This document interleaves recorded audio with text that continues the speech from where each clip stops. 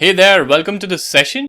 So this particular lecture or session is a part of a complete playlist or a series whose link you'll find in the description. So if you are watching my videos for the first time or if you're new to this channel, then I would highly recommend that you should watch the earlier videos to get a sense or some context as to what the source code that we have used in this lecture means. So this particular session is going to be about distributed tracing with Zipkin. So we are going to talk about what distributed tracing is, why is it needed, and we are going to discuss how you can make use of Zipkin for the same. We will cover everything about Zipkin, like what is Zipkin, what it means, how you can make use of Zipkin, how you can set it up for your own projects. And during this entire process, we will also talk about Micrometer and how you can make use of it.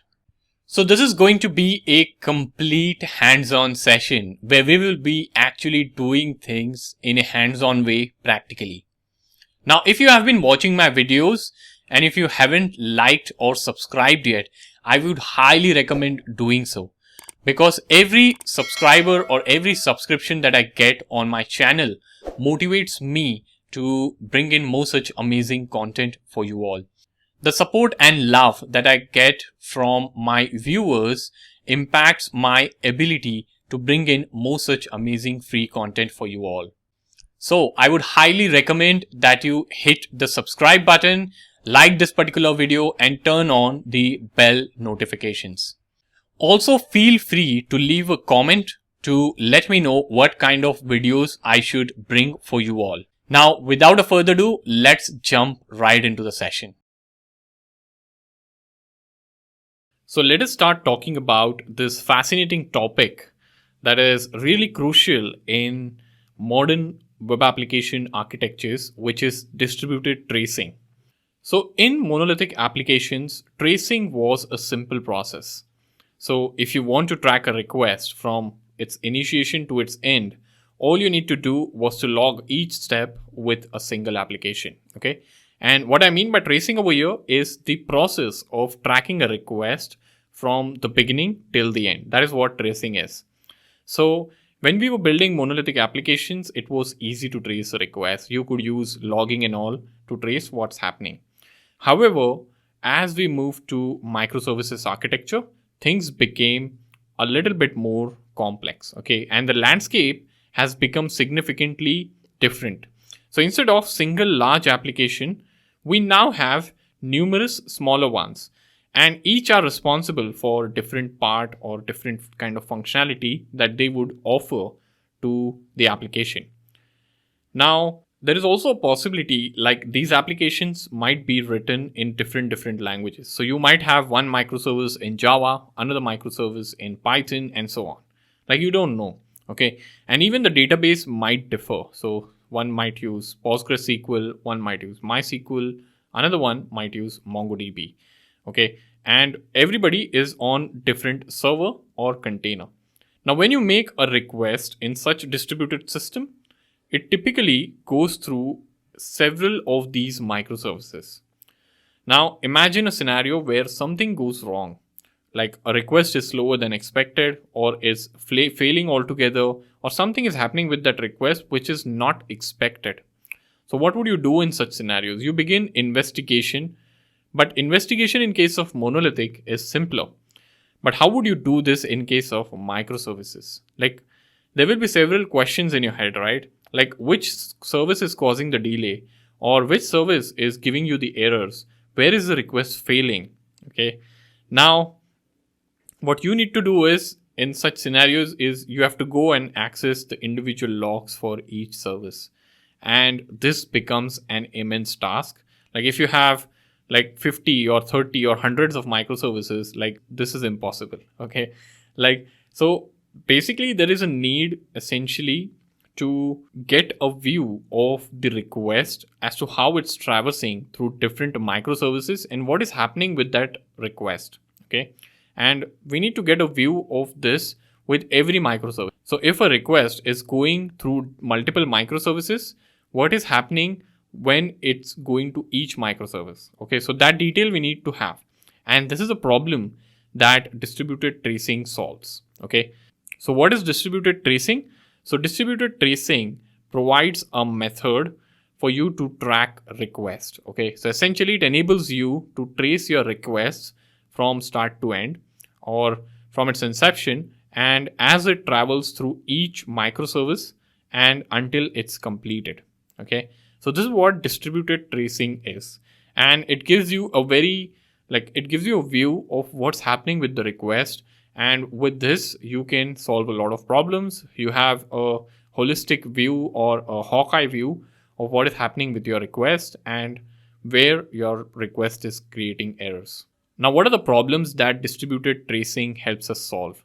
So the number one problem is the request visualization.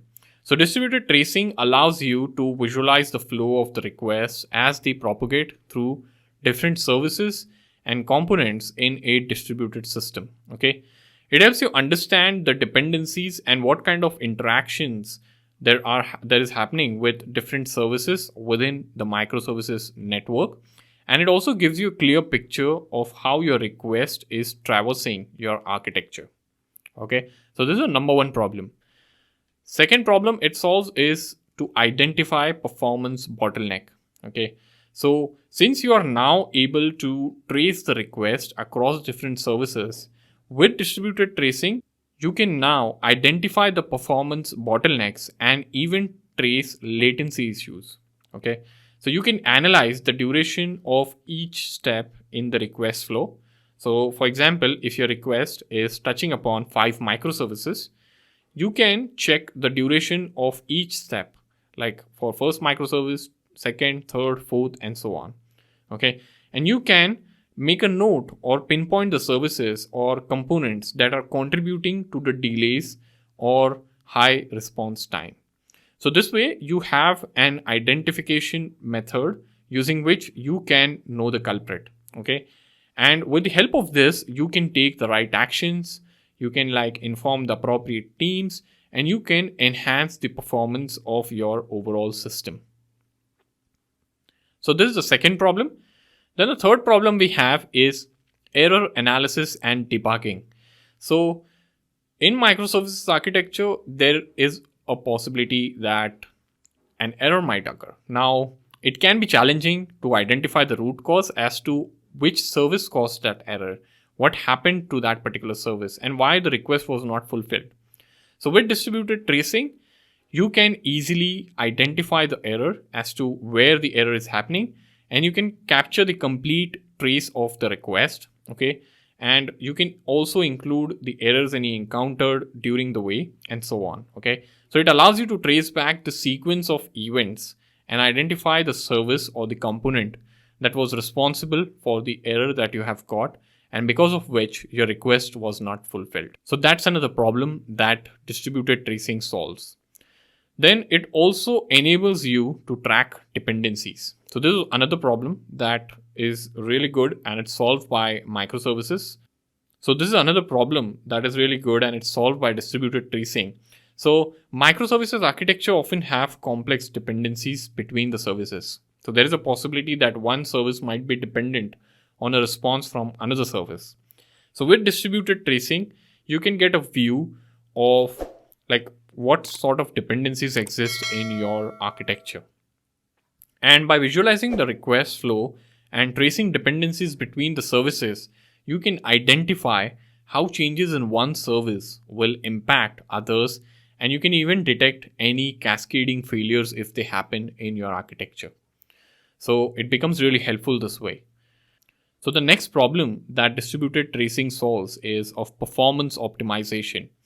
So with distributed tracing, like we discussed, you can identify the areas of system that can be optimized. And by analyzing the request flow, timings of various steps, you can identify opportunities to reduce the latencies, optimizing resource usage, and also improving the overall system performance. Okay. Now, this can also help you with capacity planning and scalability. So you can get some insights into how the performance of individual services and overall system is. And you can use this information for capacity planning and scalability efforts. So by understanding the load and performance of different services, you can allocate more resources to a particular microservice that might be having more load and is acting a bit slower. So you can add more resources there and you can scale the service so that the overall system throughput increases. Okay. So these are the problems that distributed tracing solves. Over and above, it also helps you set SLAs. Okay. So if there are SLAs that you have set, like some SLAs for latencies and time that a request should take, this particular method of distributed tracing enables you to maintain those SLAs as well. Okay. And whenever any incident occurs in microservices architecture, distributed tracing helps you there to assist in root cause analysis. Okay. So this is about distributed tracing and how it can be helpful in microservices architecture. So that's about this class. I shall see you all soon. Thank you. Welcome back. So let us start talking about Zipkin. So when it comes to distributed tracing is of course a key tool for maintaining, troubleshooting and optimizing distributed systems. And it gives us the visibility of what is happening with our complex applications. Now, what is Zipkin? So Zipkin is a crucial tool when it comes to distributed tracing. So Zipkin is an open source distributed tracing system. And with the help of Zipkin, you can gather timing data needed to troubleshoot latency issues in service architectures. So it's a tool that enables you to trace your requests from the beginning till the end. So it provides a lot of things, like it provides the timing data. With the rise of microservices architectures these days, tools like Zipkin have become incredibly valuable. So let us talk about what is Zipkin and how it works, and we will also talk about the components that exist with Zipkin. So these are the different components that Zipkin has. Okay, so let us say we have a microservice, which is company microservice, and here you will have a collector, you have some storage, search, and then in the end you have visualization. So this is what Zipkin will comprise of. So with collector, this is where your application will send the trace data. Okay, so for tracing, you need to collect data, and this is where your application will send the trace data, and the collector will accept the data over the transport modes like HTTP, Kafka, or even RabbitMQ. Okay. Then we have storage. So once the data is collected, the data needs to be stored somewhere. And Zipkin offers a variety of storage systems like MySQL, Cassandra, and even Elasticsearch. Then you have search. So Zipkin provides an API and a web interface to search for traces in the storage that you have. So you can find traces based on different criteria like name, annotation, or time. And then you have visualization. So once you have found a trace, Zipkin helps you visualize the trace in a way that makes sense to you. And it shows you a diagram of how your request has flowed through the system, where time was spent and what was happened when an issue occurred. So it gives you a Hawkeye view of what is happening with your request in a sense. Okay. And it gives you a lot of information also along, like the time, how much time was spent on each thing and each microservice. So this is how Zipkin works. So here we have only one microservice that is sending data to collector, but we can have multiple microservices that exist in the microservices architecture, and everyone can send data to collector, which is within Zipkin. So this is about Zipkin and how it works, and these are the different components that exist and enable Zipkin to function properly. Now let us talk about two different things in Zipkin: trace and span. So what is a trace? So a trace is a description of a transaction as it moves through a distributed system. So you can think of trace as a tree of work that is done based on a request. Okay. You can think of it like a journey of a request. Okay. So let me give you an example. So you have a client that is requesting something. Now, let's say to fulfill that request, you need to interact with 3 microservices. So for example, we have job microservice, company microservice, and the review microservice. So to fulfill this request, you need to interact with 3 microservices. So the request will go through 3 microservices, and this entire journey is known as a trace. Okay. And then you have another concept which is known as span. So what is a span? A span, on the other hand, unlike trace, is a basic unit of work. So for example, sending an HTTP request is a span, as is sending a response. Okay. So here, when interacting with different microservices, the request is performing a unit of work. So this would be 1 unit of work. Then here you will have second unit of work. And then with review microservice, you will have a third unit of work.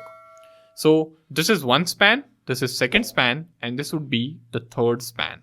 Now, a span and a trace are represented by IDs. So for trace, you will have a trace ID, okay, which represents the entire request from start to end. And span will be represented with the help of span ID, and it represents the individual unit of work. Now, span will also include metadata about the work, like the time it started, the time it ended, and any annotations or anything to describe the events that occur when the span was active, and so on. Okay. So if I have to give you a Hawkeye view of how this entire thing works, is when a request enters the system. So let's say this request came in from client into the system, and at that moment, there is a new trace that is started. Now that trace has a trace ID. And as the request passes through each microservice, like for example, job, company, and review. So for each microservice, a new span is created to represent the operation that is performed by that microservice. And each span is linked to its parent span, performing a trace tree. So you have trace ID at the parent level or a trace at the parent level, and then you have multiple spans that show the different unit of work that has happened. And like I said, span will have different kinds of information like start time, end time, duration, and different metadata about the operation. Okay. Now spans and traces are collected and stored and analyzed by distributed tracing system like Zipkin, and it gives you insight into the performance and behavior of the microservices. So if you are wondering how Zipkin is able to show you the working of the request across different microservices, so it is because of span and trace. So now you can imagine you have trace, which represents the entire request journey, and span, which represents the individual work. So with the help of this data, you can store it and you can create a nice view that can represent and that can show different requests that are happening and how they are happening in your system. So this diagram here that you're seeing provides a simplified representation of the concept of trace and span, and it helps you understand what they do in the hindsight. So in summary, Zipkin is an essential tool in the world of distributed services, and it provides a crucial visibility into the performance of distributed system and helps developers like us to troubleshoot and optimize their applications. So that's about Zipkin. Hey, welcome back. So in this lecture, we are going to go hands-on with Zipkin, and we are going to explore Zipkin by installing it, and we are even going to set up it onto our system. So to begin with, let's head over to browser and let us search for Zipkin here. Now, the moment you search for Zipkin, you will see this official website here of zipkin.io. So you can click on the first link and you will be taken to the Zipkin official website. Now you can see Zipkin is a distributed tracing system. Okay, you can read about how it works. And this is what the interface of Zipkin looks like. Okay, so you can see here, this is an example request. So it has post / location / update / v4. So this is a request, post request. Here you can see the duration, 10 services, and you can see total spans were 13. Trace ID was this, and you can see the request journey. Okay, so this gives a complete like visual representation of your request. And if you select anything, it gives you some more information and more metadata as to what happened and what was the start time, the value, address, and so on. Okay. Now there is also a dependency tab which shows you the dependency of different services that exist in your application. Okay. So what we are going to do is we are going to click on Quick Start. And here we are going to get started with the installation. So now installing Zipkin has 3 options. Okay, when it comes to installation, we have 3 options. We can do it using Java, which is like using jar file here. Then you have a Docker option. Okay, and running from source is also another one, which is using Git. Okay, so you can go with either of the approaches. So if you want to try the jar version, you can click on the latest release over here, and this will give you the jar version of Zipkin. So what I did is I just downloaded this jar file, and what I can do is I can go over here and open the folder. So this is a jar file that has been downloaded, like Zipkin server. You can see over here. Now you can open the terminal and you can run this command. You can run this command java-jar zipkin.jar, and it will just run this particular jar file and it will give you access to Zipkin. So if you want to see this in action, I can like open up PowerShell here. Okay, and I can head over or switch over to my directory. So I can say desktop, Spring Boot, desktop courses, Spring Boot here. And here if I do ls, you can see I have the Zipkin server jar over here. Okay, so I'll just zoom in a bit so that you get some better visibility. I'll clear the screen and you can say java-jar, and you can just say Zipkin server. So this is a jar name. So you can just type in Z and press tab. So this will give you the name. And if you press enter, you should see something like this. So you might see this firewall access, and I'll say allow access. So Zipkin is trying to access the network over here. Okay. So if you see the logs over here, so we have just typed in one simple command here. Okay. Java-jar, and this is a way of running jar file with the help of Java. You see this Zipkin, like some icon logo comes in, and then you can see it's being served at localhost port 9411, and you can access it from here. So if I press Control, this becomes a clickable link and you can see the dashboard over here. So this is the Zipkin interface. It's fairly simple and it's relatively easy to navigate and use it. Okay, so the main thing over here is this search bar here. Okay, so the search bar is important, wherein you can search for things with the help of trace ID.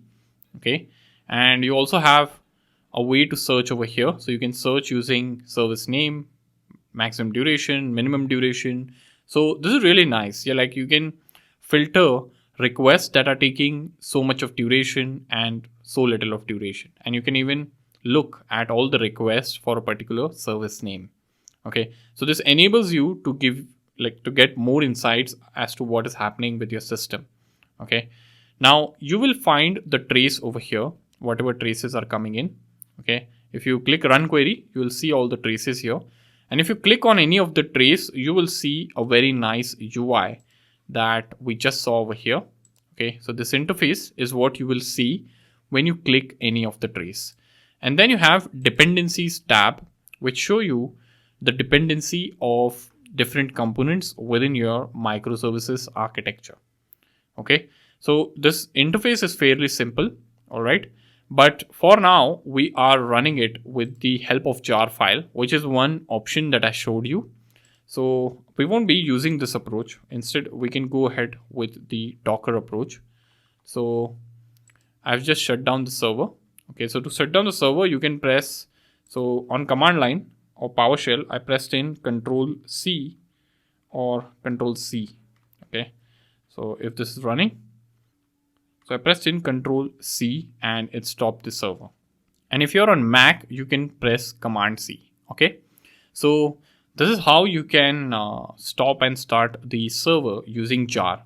Now there is another option, which is to make use of Docker. So you can simply get this command here. Okay, and we will head over to the terminal. So this is a terminal, and I can paste in this over here, and make sure you have Docker up and running. So I have Docker running here. Okay, so I'll just run this, and it says unable to find the image locally. So what it does is it downloads the image from the internet, okay, or from the Docker hub, and you're getting this latest image being downloaded. So this will take some time depending on the network connectivity, but you have Docker like Zipkin running on Docker up and running. So I can say Docker PS. So here I can type in Docker PS like so. And you should see Zipkin over here, like you can see. Yeah. And like we did early on, you can just refresh this page and you should be back. Like this dashboard is back. Okay. So this time we are running Zipkin within the Docker container. All right. So we'll be using the Docker approach. Okay. Because we have already configured Docker. And if you have not installed Docker, I would highly recommend you to do so. So for now, we are using Docker, but what I want to do is whenever you make use of Docker, we switch to Docker Compose, because with Docker Compose, it's easier to manage multiple containers in your application. All right. So we have our Docker Compose file defined here. Okay. So this is a Docker Compose file which has different Docker like images that are being pulled. So what I'll do is I have the setting created here, which is for Zipkin. So I'll copy this and I'll paste it over here. So Zipkin will be available in our application, okay, as with the help of Docker Compose. So I'll paste this and we are done. Okay, so yeah, we have this configured now, and if you wish to, you can simply remove this image. Okay, so you can say Docker stop, and you can stop this particular container. You can copy the container ID. Oh, so you should say Docker stop, and let us paste the container ID. So this is a container ID for Zipkin, and this will stop the container. Okay, so you can see the container is stopped now. Okay, now you can remove the image. So you can say Docker rm, and let me get the image name. So you can say Docker images. So this will give you all the images that exist on your system. So I'll copy the image ID and I'll say Docker rm, and I'll paste the image name. Okay, so it's not rm, it is rm. So rm was not the command, it was rmi. But right now we are getting an error that we are not able to remove this image because it is being used by some container. So what I can do is I can remove the container first. Like I can say RMI, and this container for which I got the ID, I'll get this removed. But we're getting this error that no such image exists. Okay, that's weird. So what I will do is I'll just force remove Zipkin. So I'll say RMI -F. Okay, and you can see this is deleted now. So now if you say Docker images, you're not going to get the Open Zipkin image over here. So this was the Open Zipkin or Zipkin image. So you're not going to see that image here. Okay, so this is gone. So now we can manage, or we are ready to manage this with Docker Compose. So what you can do is you can say Docker Compose down, or you can say directly Docker Compose up. So let me save this and let's see what happens. So you can see when you say Docker Compose up, okay, so it's running. But the thing is we didn't run it in detach mode. So that's a mistake we did. Okay, So what I can alternatively do is I can quit, okay, and I can run it in detached mode like so. Okay, so you have the containers up and running, as you can see. Okay, so there are 3 containers now: pgadmin, Postgres, and Zipkin. So now you can come over here. If you refresh, you're going to see this, okay, and this is working perfectly fine. Okay, so what we have done is we went a little bit hands-on with Zipkin. We tried different ways as to how you can use and set up Zipkin onto your system. And Docker is our preferred approach, so we'll be using Zipkin within Docker container going forward. Hey there, welcome to this class. Let us start talking about Micrometer and what it is. So what is Micrometer? So Micrometer provides insights that help you keep tabs on your application's performance. So essentially, it's a tool that helps you check your application performance. Now, let us talk a bit more about this. How Micrometer helps. So Micrometer helps you collect different metrics about your application. And these metrics are measurements or data points that provides insights as to how your application is performing. And they can include things like response times, error rates, resource utilization, and so on. Now, collecting these metrics can be a complex task because there are different tools and systems available for monitoring and metric collection, and each tool may have its own way of collecting metrics and storing them. So this is where Micrometer comes into picture, and Micrometer essentially acts as a middleman or a bridge between your application and the metrics collection system. So it provides a simple and consistent interface for you to instrument or measure different aspects of your application. The key benefits of Micrometer is that it offers a vendor neutral interface. Okay, this means that you can use Micrometer to instrument your application metrics and then choose the metric collection system that you prefer or that works for you the best according to your needs. And Micrometer supports various popular metric collection systems like Prometheus, Graphite, Datadog, and so on. So with the help of Micrometer, you can abstract away the complexities of interacting with different metric collection system. And you can focus on instrumenting your application with the metrics by using a consistent API, okay, that Micrometer provides. So in summary, Micrometer simplifies the process of metrics collection for your application. So in summary, Micrometer simplifies the process of collecting metrics for your application. Now, one thing that I wanted to talk about is how is Micrometer different from tracing systems like Zipkin or Sleuth. So while Micrometer and tools like Zipkin are instrumental in observing your application, but they serve distinct but complementary roles. Okay, so Micrometer is a metric collection library, and it measures things like how many requests have been made, how long do they take on an average, what is the distribution of the request duration, and so on. It provides the metrics in a way that can be scraped and stored by a variety of monitoring systems. Okay, so you have Micrometer, which is collecting metrics, and then behind the scenes, you can use any monitoring system you want, and it will give you a bird's eye view of your application performance. On the other hand, Zipkin, it is a distributed tracing system, and it tracks the path that the request takes as it travels through different microservices in your system. And it provides you a detailed view of a single request, showing you how long each step took and what service was responsible for that delay or that particular step on the way. Okay.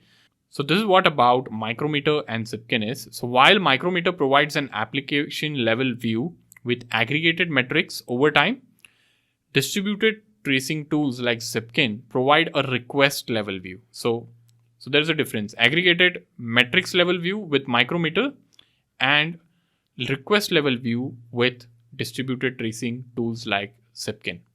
Okay, and Zipkin enables you to trace the request level view, tracing the path latency of individual requests and not application as a whole.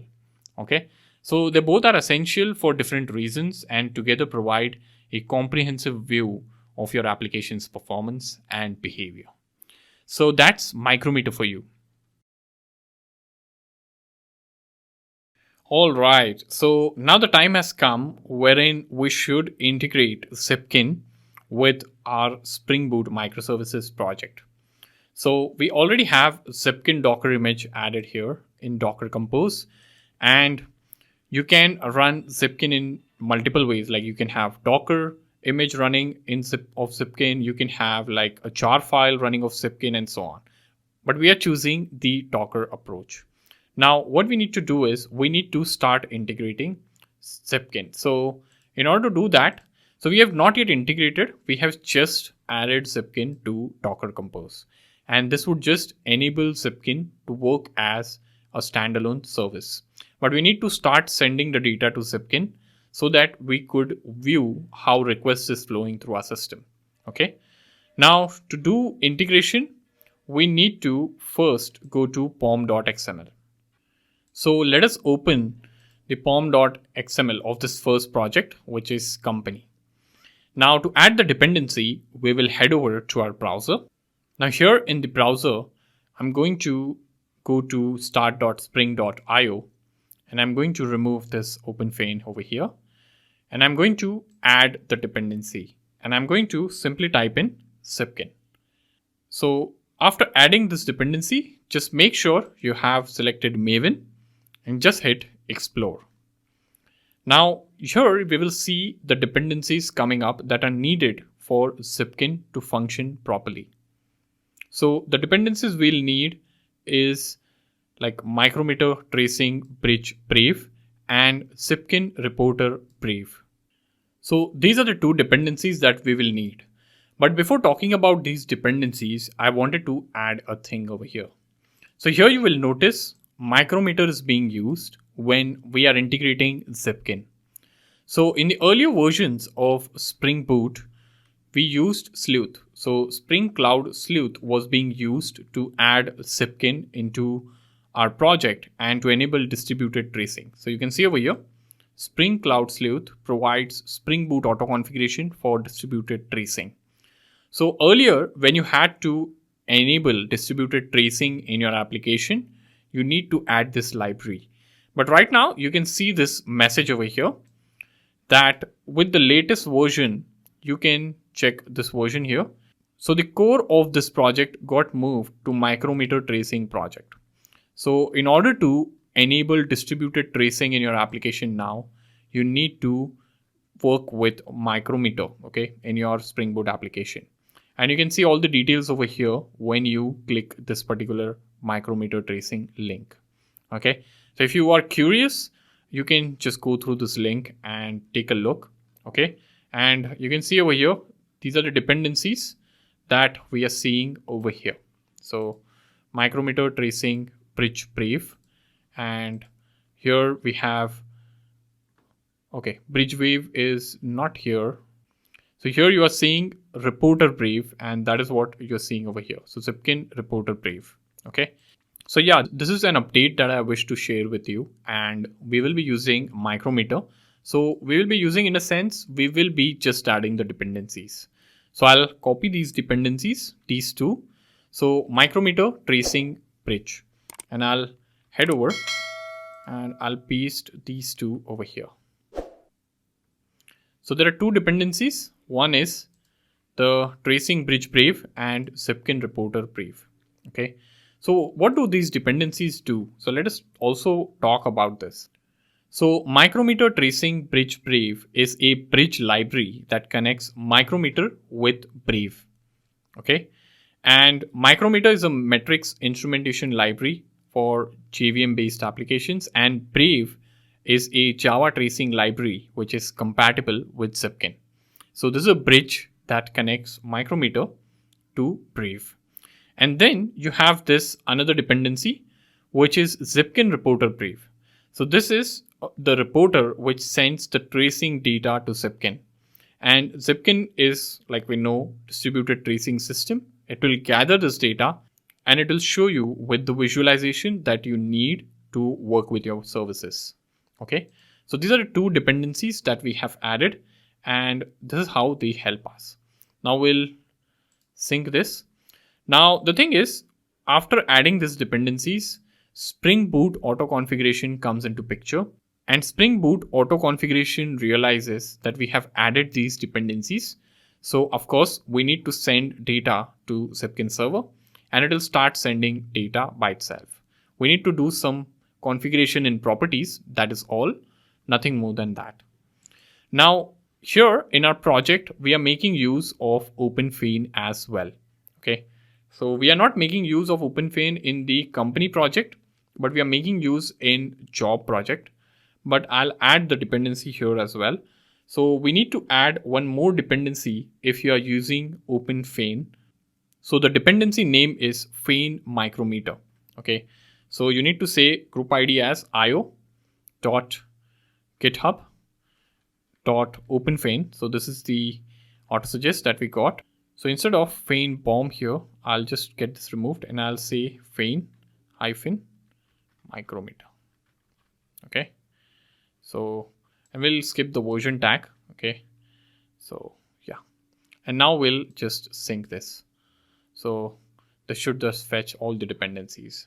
All right, so we have configured this, and we need to add this dependency because if we are using OpenFane, which is a declarative web service client, then whatever requests are being sent using OpenFane should be sent to Zipkin as well. So for that, we need to add this library as well. Okay, so this is done. So now since we have done the changes in the dependencies, we now need to do the configuration, which will dictate as to how the data is being sent to distributed tracing system. So I'll head over to application.properties here for this particular microservice. And here I'll say Zipkin. So I'll add a few properties. Okay, so here I'll say management dot tracing dot sampling dot probability. Okay, and I'll specify this as 1.0. So with this property, we are telling to trace each and every request that goes on. Okay, so in production based environments, you might not want to trace each and every request that is flowing through your system, because sending data, receiving data, storing data, this will all take some process. Okay, this is a process. So this might slow down your system. So in production grade applications, you don't trace everything. So you will reduce the sampling rate. Okay, so you can reduce it to 0.6 or something like, so that will trace the 60% of the request. Okay, but since we have specified 1.0, it will trace each and every request. And the reason we are doing this is because we are still building the application and we are learning. Okay, so there is a possibility that if you are working in a production grade environment, you will see a different sampling rate over here. Okay, so I've specified this over here. You can even mention the Zipkin base URL. Okay, so you can say management.zipkin.tracing.endpoint, and you can specify the Zipkin URL over here. Okay, but I am not specifying the endpoint because the default one is usually picked because Zipkin runs on the default port over here. So 9411 is the default port. So that is a default that even if you don't specify, it's okay. So I'll just have one property mentioned over here, which is the sampling rate. Okay, and we are done with the integration. So integration involved two steps. Okay, one is understanding and adding the dependencies and then configuring the properties.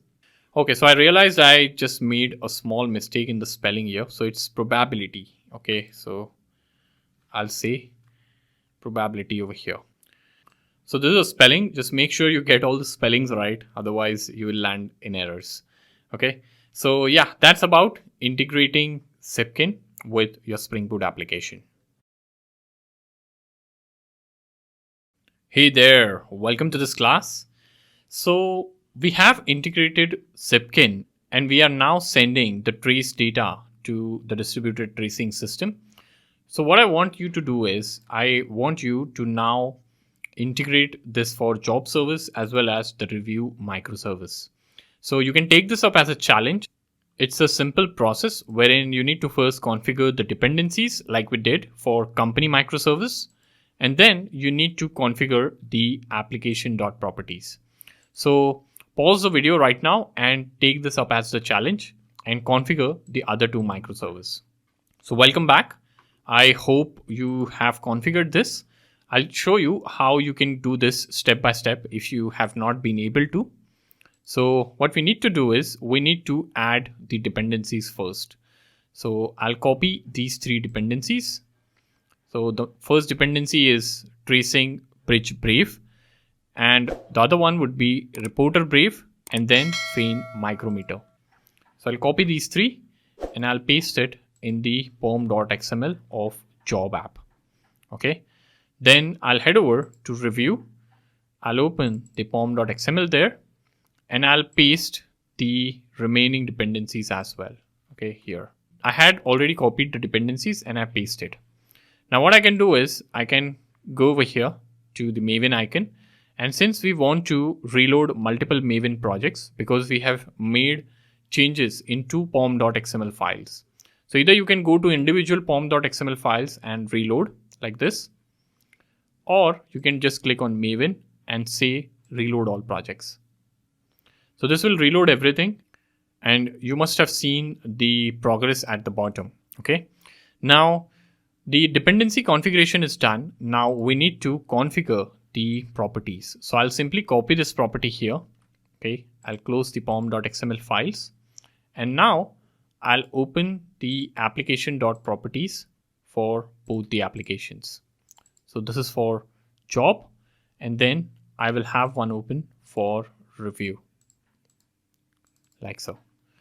Now what I will do is at the end, I'm just going to paste the property that I have copied. So I'll paste it over here as well as in the job microservice.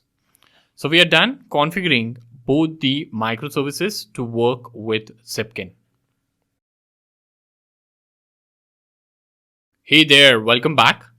So now we have configured our projects, like all the microservices, to work with distributed tracing systems like Zipkin. We have added all the dependencies and we have configured the properties. Now it's time to test our changes. So I'm going to restart all the applications, review, job, as well as the company.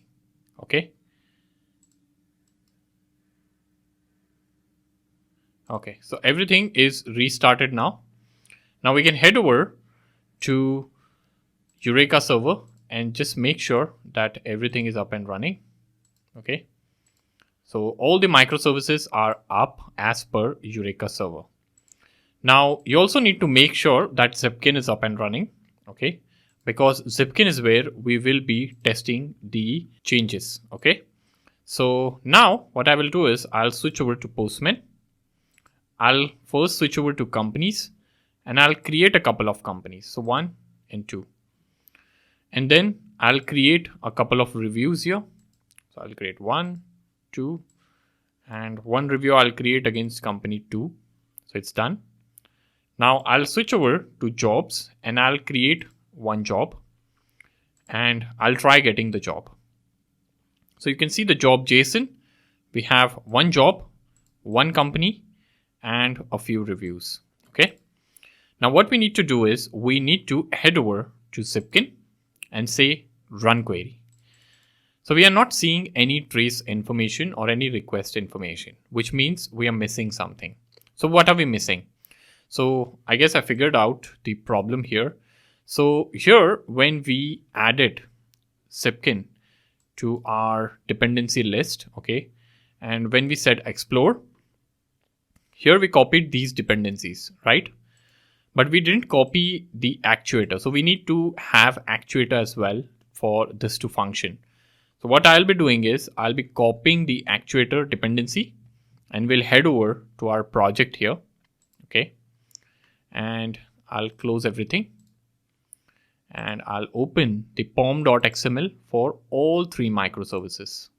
So this is for company, jobs, and then for reviews as well. Okay. And let us add this dependency to all 3 microservices. So this is 1, this is 2, and this is 3 here. Now we need to reload all the changes, and to do that I'll head over to this Maven icon and I'll reload everything. Okay, so you will see job, company, and review, all 3 are being resolved in terms of dependencies. So this is done. Now we have actuator added as dependency for all 3. So actuator is important, and that is why when we added this dependency here for Zipkin, this was auto added.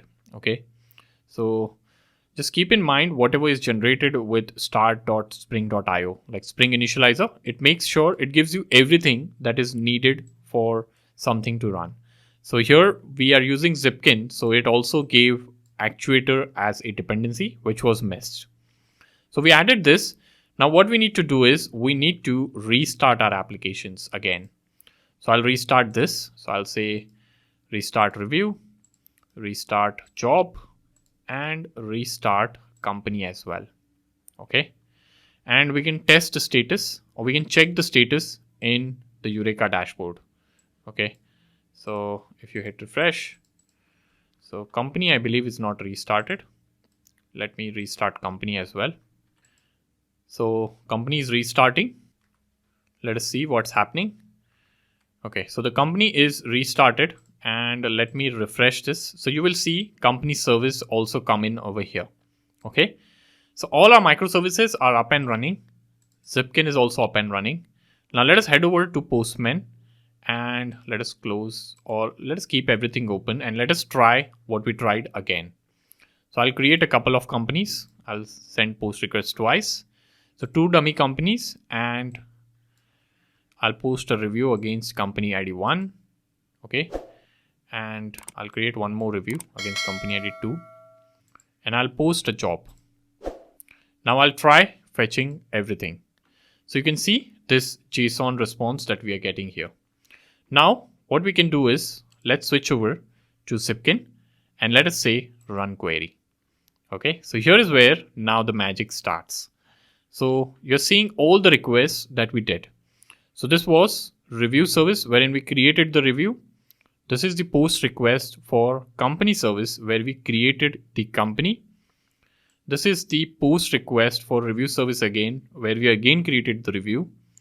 And then for job, we created the jobs. Okay, and then I again created a review. So there are 3 reviews essentially that I created, and 1 job and 1 company. Okay, so all that you can see over here. And if you click on this, like the drop down arrow, you can see review service is what we are interacting with. Okay, and at the top you will see the final API call that we did to get all the jobs. Okay, and you can see different information like route, start time, spans, duration, and so on. Okay, so this is sorted by duration and not by start time. Okay, so if you want to sort by start time, you can sort it that way too. So you will see company, review, and job service then. Okay, so what I wish to show you over here is take a look at this span over here. So this has a span of 5. So 5 spans are there. Rest everyone has span of 1, which means they were only interacting with 1 microservice. So of course, if we are creating reviews, we are only interacting with the review microservice. Okay, but here we interacted with 3 microservice and has a span of 5. Now if you click on show, you will see this nice detailed view which gives you an overview of what's happening with every microservice and every call that happened to each and every microservice. Now with this view, you can get a nice information. So you can see job service get took 132 milliseconds. Then company service with company ID here, it took 44 milliseconds. Then we have job service again, which took this much time, and then reviews took this much time.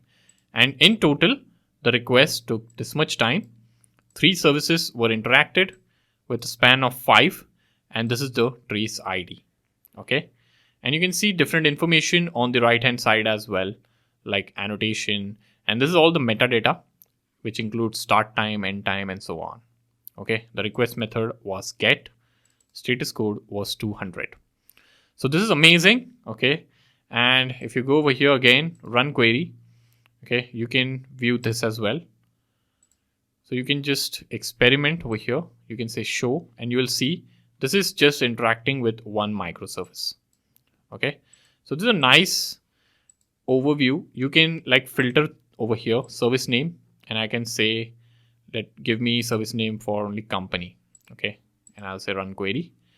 So I've filtered with job service, and you have only 2 requests that are going to job service. So this way you can filter requests as well to a particular service, and you can examine that particular service as to what is happening.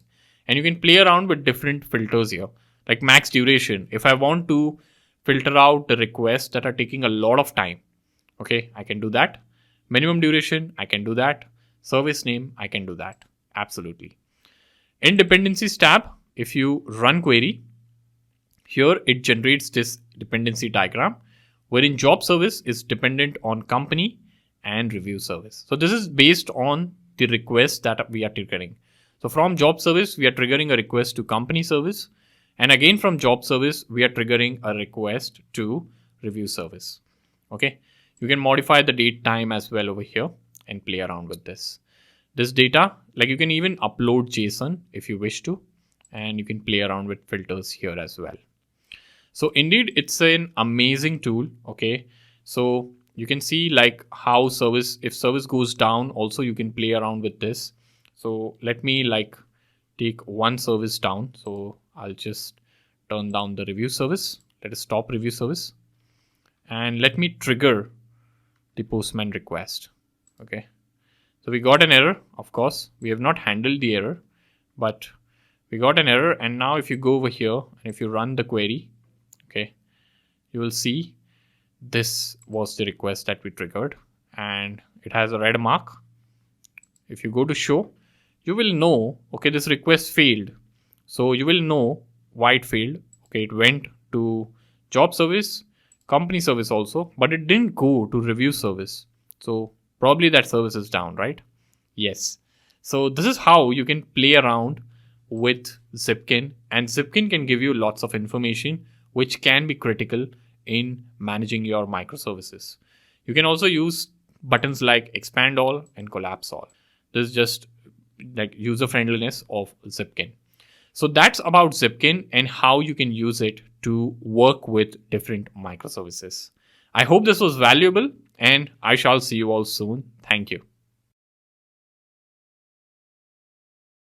Hey, welcome to this class.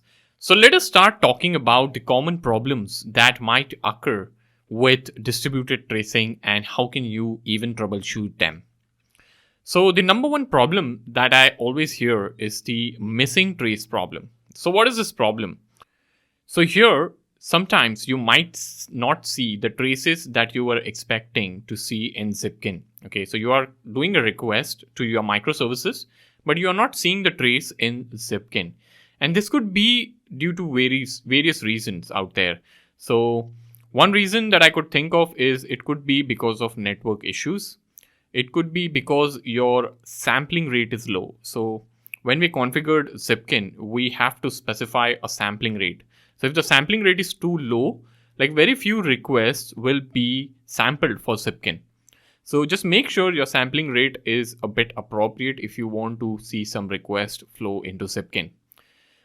Another reason could be spans are not being reported correctly or Zipkin is not properly configured. So to troubleshoot this issue, you can make sure that your services are up and running correctly and are indeed producing some traffic. Then you can verify your configuration settings, particularly those related to sampling rates and Zipkin and reporting. Also, you need to make sure that Zipkin server is properly configured and it's up and running.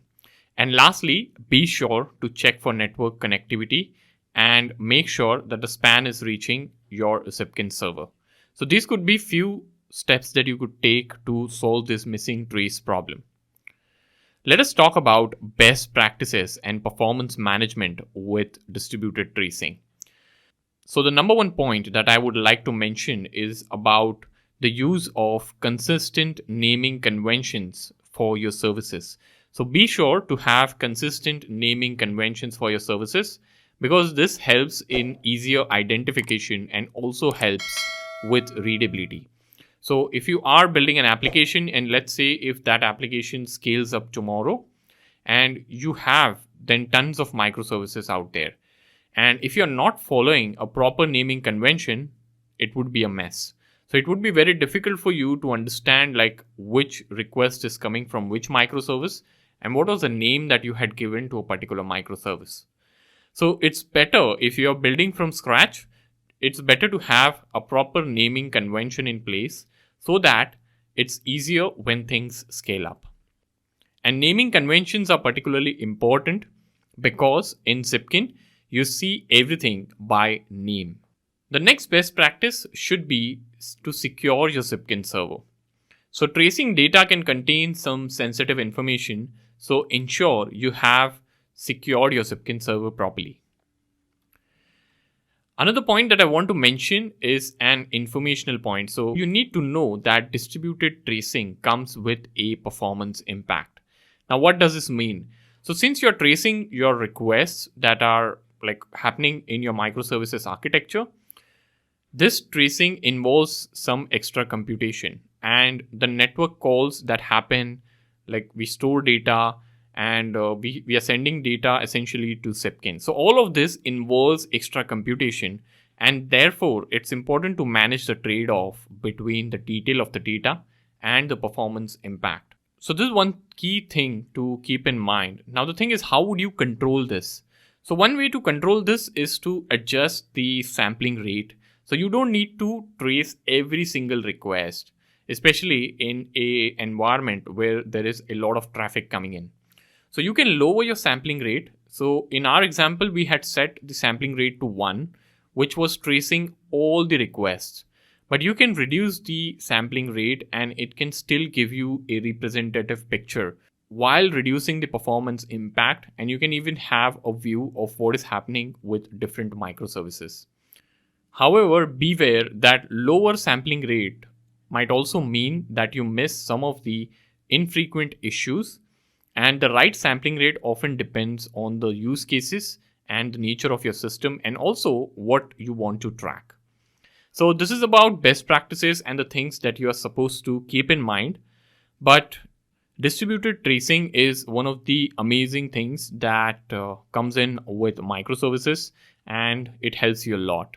So that's about this class. I shall see you all soon. Thank you.